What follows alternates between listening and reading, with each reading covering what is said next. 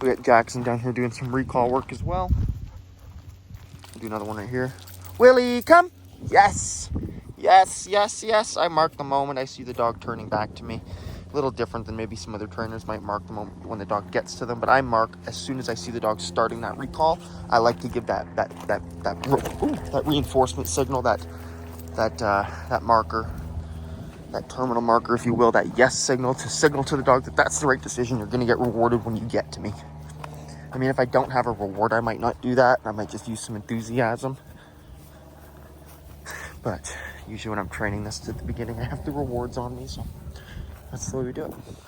Don't want to do too many either, right? That's a mistake a lot of people make in the recall training process, is they do too many reps. That's why I'm not a huge fan of low-level conditioning with the e-collar and stuff. It's just you do too many reps with the e-collar. Dog gets desensitized, dog gets bored, dog gets tired of it, and they lose a lot of motivation. I mean, yes, of course, you can shorten your sessions and stuff, prevent that. But... Willie, come. Willie, come. Come. Good. Good. Not the best timing on my part. I had to bump that level up a little bit as he was on his way back. So I bumped the level kind of just as he was turning back to me. I had it too low. I had it like a 15 and I bumped it to a 28, and he definitely felt the 28 break. And that's another thing for me, is like I'm always looking for like that, you know, you want a response, some urgency behind the response to the e-collar. I'm not one of those people that thinks it should be like the lowest level that the dog possibly feels at any given moment. I don't really agree with that at all. Again, I think that's kind of a bad idea. I think it's a fast track to getting a dog very desensitized to a remote collar.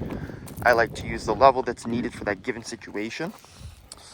I refer to this as the Goldilocks level. I don't know if I've ever really talked about that on video before, but I call it the Goldilocks level. So when I refer to the Goldilocks level, that's going to be like, you know, with the e-collar training, sometimes it's going to be too high, sometimes it's going to be too low. You want to get it just right. And after some reps, after some, you know, trying it out, seeing what works, what doesn't, you'll get the idea of where your dog's Goldilocks levels are for individual situations. It changes all the time, you know, but you get a good read on dogs. There's some dogs where I can like just look at them and I know this is the level I need for this situation. It works 100% of the time, you know. If you know how to read the dog in front of you, you can really get good and quick at this kind of thing. But if you don't know how to read the dog, take your time for sure, but don't be afraid, again, to find that Goldilocks level. That's something that, you know, takes a little bit of trial and error. But once you kind of figure it out and get the hang of it, it becomes really easy. It becomes second nature almost. And you become way more effective with your e-collar when you look at it like that. So keep that in mind when working with the remote collar. Again, I refer to it as that Goldilocks level. We know the story, you know. The girl goes into the bear's house, tries the oatmeal. It's too hot. It's too cold. It's just right. Tries the bed. It's too soft. It's too firm. It's just right. It's the same thing with e-collar training, right? Just finding that level that's just right for that individual situation. Taking some mental notes of those things, because a lot of times you will find some consistency based on individual situations. But even still, it's not, you just really never want to get locked on a specific number or specific